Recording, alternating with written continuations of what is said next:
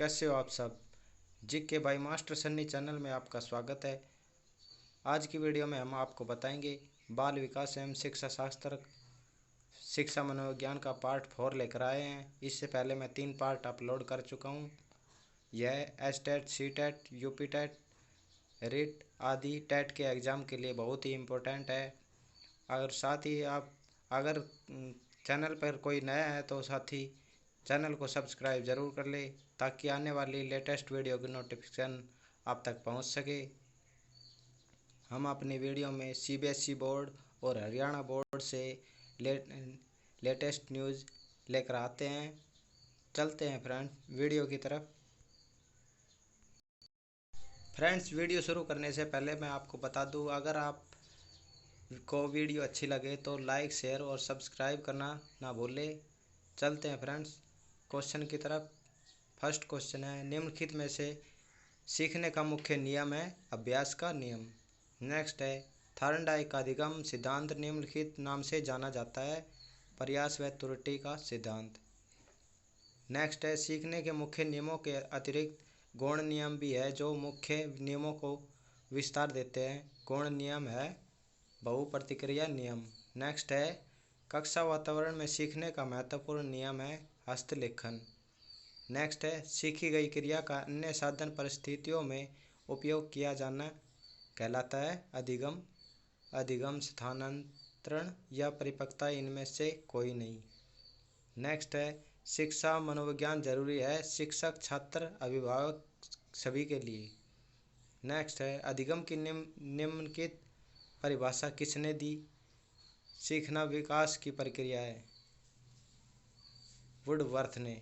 Next है, सीखना प्रभावित होता है प्रेरणा से। नेक्स्ट है, सीखना संबंध स्थापित करता है। संबंध स्थापित करने का कार्य मनुष्य का मस्तिष्क है। यह कथन है थॉर्नडाइक का। नेक्स्ट है, सीखने की असफलताओं का कारण समझने की असफलताएं हैं। यह कथन है मर्सेल का। नेक्स्ट है, सीखने के बिना संभव नहीं है वृद्धि व अभिवृद्धि। नेक्स्ट है, सीखने के लिए विषय सामग्री का स्वरूप होना चाहिए, सरल से कठिन। नेक्स्ट है, छात्रों द्वारा विचार विनिमय किया जाता है सम्मेलन व विचार गोष्ठी से। नेक्स्ट है, प्रारंभिक कक्षाओं में सीखने की जिन विधियों को महत्व दिया गया है वह है करके सीखना। नेक्स्ट है, सीखने के प्रकार है ज्ञानात्मक, गामक, संवेदनात्मक, अधिगम। नेक्स्ट है, हम जो भी नया काम करते हैं उसे आत्मसात कर लेते हैं। यह संबंधित है आत्मीकरण के नियम से। नेक्स्ट है, जब किसी वस्तु को देखकर या स्पर्श कर कर ज्ञान प्राप्त किया जाता है तो वह सीखना कहलाता है प्रत्याक्षात्मक सीखना। नेक्स्ट है, तत्परता के द्वारा हम कार्य सीख लेते हैं। आंसर है शीघ्र। नेक्स्ट है, सीखने को प्रभावित करता है कक्षा का मनोविज्ञान और वातावरण। नेक्स्ट है, संवेग में प्रवृत्ति होती है स्थिरता। नेक्स्ट है, थॉर्नडाइक मनोवैज्ञानिक थे अमेरिका के। नेक्स्ट है, निम्नलिखित में वंचित वर्ग में शामिल होते हैं अनुसूचित जाति, अनुसूचित जनजाति, विकलांग बालक सभी। स्किनर ने कितने प्रकार के उपपुनर्बल का प्रयोग किया? 4 प्रकार के। नेक्स्ट है, कॉलर का अधिगम सिद्धांत निम्नलिखित नाम से जाना जाता है अंतर्दृष्टि का सिद्धांत। नेक्स्ट है, अधिगम को प्रभावित करने वाले घटक हैं उचित वातावरण, प्रेरणा एवं परिपक्वता। नेक्स्ट है, अधिगम तब तक संभव नहीं है जब तक कि व्यक्ति शारीरिक तथा मानसिक रूप से नहीं हो परिपक्व। नेक्स्ट है, संवेगात्मक जीवन में स्थानांतरण का नियम एक वास्तविक तथ्य है। यह कथन है मेलोन का। नेक्स्ट है, निम्न में से कौन सा कारक किशोर अवस्था में बालक के विकास को प्रभावित करता है? खान पान, वंशानुक्रम एवं नियमित दिनचर्या। नेक्स्ट है, जिस विधि के द्वारा बालक को आत्मनिर्देशन के माध्यम से बुरी आदतों को छुड़वाने का प्रयास किया जाता है वह विधि है आत्मनिर्देशन विधि। नेक्स्ट है, बुद्धिलब्धि के लिए विशिष्ट श्रेय किस मनोवैज्ञानिक को जाता है? स्टर्नर को। नेक्स्ट है, बालक के सामाजिक विकास में सबसे महत्वपूर्ण कारक कौन सा है? वातावरण का। नेक्स्ट है, संवेगात्मक विकास की किस अवस्था में तीव्र परिवर्तन होता है? किशोर अवस्था में। नेक्स्ट है, चरित्र को निश्चित करने वाला महत्वपूर्ण कारक है मनोरंजन संबंधी कारक। नेक्स्ट है, जिस आयु में बालक की मानसिक योग्यता का लगभग पूर्ण विकास होता है वह है 14 वर्ष। नेक्स्ट है, सामान्य बुद्धि बालक प्राय किस अवस्था में बोलना सीख जाते हैं? 11 माह में। नेक्स्ट है, निम्नलिखित पद्धति व्यक्तिगत भेद को ध्यान में नहीं रखकर किस शिक्षण में प्रयुक्त की जाती है? व्याख्यान विधि।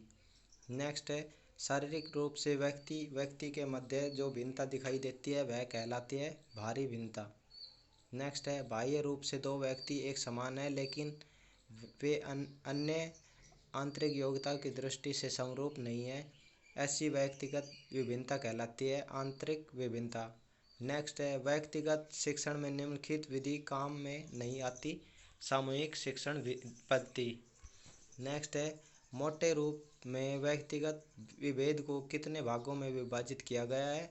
2 भागों में। नेक्स्ट है, एक छात्र द्वारा गणित के सूत्र x2 + y2 + 2xy की गणितीय अवधारणा का प्रयोग भौतिक विज्ञान के प्रश्न का हल करने में किया जाता है, इसका कार्य माना जाएगा अधिगम स्थानांतरण। नेक्स्ट है, अधिगम स्थानांतरण से बचत होती है समय एवं श्रम की। नेक्स्ट है, अधिगम स्थानांतरण की आवश्यकता शर्त है स्थायी अधिगम, स्थिति का चयन, प्रभाव, ये सभी। नेक्स्ट है, निम्नलिखित में से कौन सा कारक अधिगम को प्रभावित करने वाले मनोवैज्ञानिक कारकों से संबंधित है? उचित प्रतिचारों का चुनाव, प्रक्रिया की प्रभावशीलता, रुचि, सभी। नेक्स्ट है, एक बालक गणित सीखने में रुचि नहीं कर रखता इसलिए वह गणित में कमजोर है, यह कारक अधिगम को प्रभावित करने वाले कारकों में से किस कारक से संबंधित है? मनोवैज्ञानिक कारक से। निम्नलिखित में से कौन सा कारक शारीरिक कारक से संबंधित है जो कि अधिगम को प्रभावित करते हैं? विकलांगता, दृष्टि दोष एवं श्रवण दोष। नेक्स्ट है, 53 वर्ष का बालक साइकिल चलाना नहीं सीख पाता, इसका मुख्य कारण है आयु एवं परिपक्वता का अभाव। नेक्स्ट है, निम्नलिखित में से कौन सा कारक अधिगम को प्रभावित करने वाले सामाजिक कारकों से संबंधित है? शिक्षित समाज, सामाजिक प्रशंसा, सामाजिक नियमों का प्रभाव। नेक्स्ट है, एक बालक कक्षा में इसलिए अनुपस्थित रहता है कि उसके माता पिता उसे गृह कार्य नहीं देते तथा उसे अपने निजी कार्यों में लगाते हैं, इसका प्रमुख कारण माना जाएगा अशिक्षित समाज का होना, शिक्षा के महत्व को न जानना, अभिभावक का अशिक्षित होना। नेक्स्ट है, एक बालक विभिन्न प्रकार के लोकगीतों को सरलता से सीख जाता है जबकि उसको कक्षा में सीखने में कठिनाई होती है, इसका प्रमुख कारण है सांस्कृतिक परंपराओं से प्रेम होना, सभ्यता एवं संस्कृति से लगाव। नेक्स्ट है, जलवायु एवं स्थान के आधार पर अधिगम का प्रभावित होना सम्मिलित किया जा सकता है पर्यावरणीय कारकों में। नेक्स्ट है, सूझ वास्तविक स्थिति का आकस्मिक, निश्चित और तात्कालिक ज्ञान है, यह कथन है गुड का। नेक्स्ट है, व्यवहारवाद की उत्पत्ति कहाँ से मानी जाती है? अमेरिका से। नेक्स्ट है, व्यवहारवाद के प्रमुख समर्थक थे वाटसन। नेक्स्ट है, संरचनावाद के विकास में सर्वाधिक योगदान माना जाता है विलियम वुंट का। नेक्स्ट है, वुंट ने सबसे पहली मनोवैज्ञानिक प्रयोगशाला किस सन में स्थापित की? सन 1875 में। नेक्स्ट है, मनोवैज्ञानिक स्वीयरमैन के अनुसार बालक की बुद्धि का अधिकतम विकास किस उम्र में होता है? 14 से 16 वर्ष की उम्र में। नेक्स्ट है, इस बात पर कोई मतभेद नहीं हो सकता कि किशोर अवस्था जीवन का सबसे कठिन काल है, यह कथन है किलपैट्रिक का। नेक्स्ट है, विशिष्ट बालक में प्रमुख विशेषता है साधारण बालकों से भिन्न गुण व व्यवहार वाला बालक। प्रतिभाशाली बालक की विशेषता है तर्क, स्मृति, कल्पना आदि मानसिक तत्वों का विकास, उदार एवं हंसमुख प्रवृत्ति के होते हैं, दूसरों का सम्मान करते हैं, चिढ़ाते नहीं। नेक्स्ट है विशिष्ट बालकों की श्रेणी में आते हैं केवल प्रतिभाशाली, पिछड़े, समस्यात्मक, ये सभी। नेक्स्ट है शारीरिक रूप से अक्षम बालकों को किस श्रेणी में रखते हैं? विकलांग की श्रेणी में। नेक्स्ट है प्रतिभाशाली बालक शारीरिक गठन, सामाजिक समायोजन, व्यक्तित्व के गुणों, विद्यालय उपलब्धि, खेल की सूचनाओं और रुचियों की विविधताओं में औसत बालकों से श्रेष्ठ होते हैं। यह कथन है टर्मन एवं ओडम का। नेक्स्ट है पिछड़ा हुआ बालक वह है जो अपने विद्यालयी जीवन में अध्ययन काल के मध्य में अपनी आयु के अनुरूप अपनी कक्षा के नीचे की कक्षा उस कार्य को न कर सके जो उसकी आयु के बालकों के सामान्य कार्य है। यह कथन है बर्ट का। नेक्स्ट है टर्मन के अनुसार प्रतिभाशाली बालक की बुद्धि लब्धि कितने से अधिक होती है? 140 से अधिक। जो बालक कक्षा में विशेष योग्यता रखते हैं उनको प्रतिभाशाली कहते हैं। यह कथन है डियोवी का। नेक्स्ट है चोरी, झूठ व क्रोध करने वाला बालक है समस्यात्मक। जिस बालक की शैक्षिक लब्धि 85 से कम होती है उसे पिछड़ा बालक कहा जाता है। यह कथन है बर्ट का। नेक्स्ट है जिस बालक की बुद्धि लब्धि 70 से कम होती है उसको मंदबुद्धि बालक कहते हैं। यह कथन है क्रो एंड क्रो का। नेक्स्ट है एक व्यक्ति जिसमें इस प्रकार का शारीरिक दोष होता है जो किसी भी रूप से उसे सामान्य क्रियाओं में भाग लेने से रोकता है या उसे सीमित रखता है उसको हम विकलांग, शारीरिक न्यूनता से ग्रस्त कह सकते हैं। यह कथन है क्रो एंड क्रो का। नेक्स्ट है प्रतिभाशाली बालक 80% धैर्य नहीं खोते, 96% अनुशासित होते हैं तथा 58% मित्र बनाने की इच्छा रखते हैं। यह कथन है वीटी का। नेक्स्ट है एक बालक की वास्तविक आयु 12 वर्ष तथा मानसिक आयु 15 वर्ष है तो उसकी बुद्धि लब्धि होगी 185। नेक्स्ट है अधिगम के प्रकार है गमक अधिगम। नेक्स्ट है प्रारंभिक कक्षाओं में सीखने की जिन विधियों को महत्व दिया गया है वह है करके सीखना। नेक्स्ट है हम जो भी नया काम करते हैं उसे आत्मसात कर लेते हैं। यह संबंधित है आत्मीकरण के नियम से। नेक्स्ट है जब किसी वस्तु को देखकर या स्पर्श कर ज्ञान प्राप्त किया जाता है तो वह सीखना कहलाता है। प्रत्याक्षात्मक सीखना। नेक्स्ट है तत्परता के द्वारा हम कार्य सीख लेते हैं शीघ्र। नेक्स्ट है अधिगम को प्रभावित करता है कक्षा का मनोवैज्ञानिक वातावरण। नेक्स्ट है मंद बुद्धि बालकों में अधिगम स्थानांतरण मंद बुद्धि से होने का कारण माना जाता है बुद्धि लब्धि एवं स्मृति का अभाव। नेक्स्ट है अधिगम स्थानांतरण के लिए शिक्षक द्वारा छात्रों को प्रशिक्षण देना चाहिए पृथक रूप से। नेक्स्ट है शिक्षक को उचित स्थानांतरण के लिए सर्वप्रथम जागृत करना चाहिए छात्रों के पूर्व ज्ञान को एवं छात्रों के पूर्व अनुभव को। नेक्स्ट है ऋणात्मक स्थानांतरण को रोकने का उपाय है भ्रमपूर्वक परिस्थितियों पर ध्यान देना। नेक्स्ट है व्यक्तित्व के निर्माण का महत्वपूर्ण कारक साधन है सहयोग। नेक्स्ट है अधिगम का व्यवहार सिद्धांत के प्रतिपादक है क्लार्क हल। नेक्स्ट है अधिगम की सफलता का मुख्य आधार माना जाता है लक्ष्य प्राप्ति की उत्कृष्टता। नेक्स्ट है शिक्षा मनोविज्ञान में जिन बालकों के व्यवहार का अध्ययन किया जाता है वह मंदबुद्धि, पिछड़े हुए एवं समस्यात्मक बालक है। नेक्स्ट है अधिगम का मुख्य चालक कहलाता है अभिप्रेरणा। नेक्स्ट है समझन की प्रक्रिया है गतिशीलता। नेक्स्ट है अधिगम का मुख्य नियम है तत्परता। नेक्स्ट क्वेश्चन है सीखने का स्थानांतरण जब संभव होता है जब एक कार्य का सीखना अथवा निष्पादन कर दूसरे कार्य के सीखने अथवा निष्पादन में लाभ या हानि पहुंचाता है। यह कथन है डीज का। नेक्स्ट है स्थानांतरण के लिए प्रमुख रूप से आवश्यक है स्थायी अधिगम।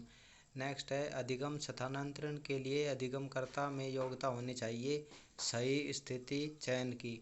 नेक्स्ट है स्कूटर चलाने में साइकिल चलाने का पूर्व ज्ञान सहायक सिद्ध होता है। यह उदाहरण है घनात्मक स्थानांतरण का। नेक्स्ट है, एक छात्र हिंदी के 6-7 के अंक को अंग्रेजी के 6 के अंक के मध्य भ्रमित हो जाता है तथा गणित के विषय में अपने जोड़ एवं घटाव गलत कर देता है। यहाँ किस प्रकार का स्थानांतरण है? ऋणात्मक स्थानांतरण। नेक्स्ट है, पूर्व ज्ञान का प्रयोग जब किसी अधिगम प्रक्रिया में सहायता या बाधा उत्पन्न नहीं करता तब माना जाता है शून्य स्थानांतरण। नेक्स्ट है, सीखने की प्रक्रिया के अंतर्गत स्थानांतरण में सहायक तत्व होते हैं प्राप्त विचार, अनुभव, निपुणता। नेक्स्ट है, निम्नलिखित में से कौन सा सिद्धांत अधिगम स्थानांतरण के प्राचीन सिद्धांत से संबंधित है? आंसर है मानसिक शक्तियों का सिद्धांत, औपचारिक मानसिक प्रशिक्षण का सिद्धांत। नेक्स्ट है, स्थानांतरण के समरूप तत्वों के सिद्धांत के प्रणेता है थॉर्नडाइक। नेक्स्ट है, स्थानांतरण के सामान्यीकरण के सिद्धांत के प्रणेता है C.H. जेड ने। नेक्स्ट है, आदर्श एवं मूल्यों को अधिगम स्थानांतरण प्रक्रिया के किस मनोवैज्ञानिक ने महत्व प्रदान किया? W.C. बागले ने। नेक्स्ट है, शिक्षक द्वारा बालक को जताया जाता है कि गणित के ज्ञान में विज्ञान के ज्ञान को किस प्रकार उपयोग किया जाता है, तो इस क्रिया को माना जाएगा स्थानांतरण का परीक्षण। नेक्स्ट है, सफल स्थानांतरण प्रक्रिया के लिए विद्यालय में शिक्षक को ज्ञान होना चाहिए स्थानांतरण की प्रक्रिया का। नेक्स्ट है, सफल स्थानांतरण के लिए छात्रों को मिलना चाहिए सफल स्थानांतरण के लिए छात्रों को मिलना चाहिए उचित प्रशिक्षण। नेक्स्ट है, स्थानांतरण की श्रेष्ठता के लिए छात्रों के लिए आवश्यक है सैद्धांतिक ज्ञान व व्यावहारिक ज्ञान। नेक्स्ट है, स्थानांतरण प्रक्रिया की सफलता के लिए आवश्यक है समरूप तत्वों का चयन। नेक्स्ट है, विज्ञान विषय में अधिगम में स्थानांतरण प्रक्रिया के रूप में बालक द्वारा सर्वाधिक किस विषय के ज्ञान का प्रयोग संभव है? गणित। नेक्स्ट है, पर्यावरणीय अध्ययन में सामान्य रूप से अधिगम स्थानांतरण हेतु किन विषयों का प्रयोग संभव है? विज्ञान एवं समाजशास्त्र, इतिहास एवं नागरिक शास्त्र, भूगोल एवं अर्थशास्त्र। नेक्स्ट है, अधिगम स्थानांतरण की प्रक्रिया सर्वाधिक संपन्न होती है प्रतिभाशाली बालकों में। नेक्स्ट है, स्थानांतरण की प्रक्रिया की आधुनिक विचारधारा से संबंधित मनोवैज्ञानिक है थॉर्नडाइक एवं बाल। नेक्स्ट है, अधिगम स्थानांतरण के लिए आवश्यक है सीखने की उपयुक्त विधियाँ। थैंक यू, धन्यवाद।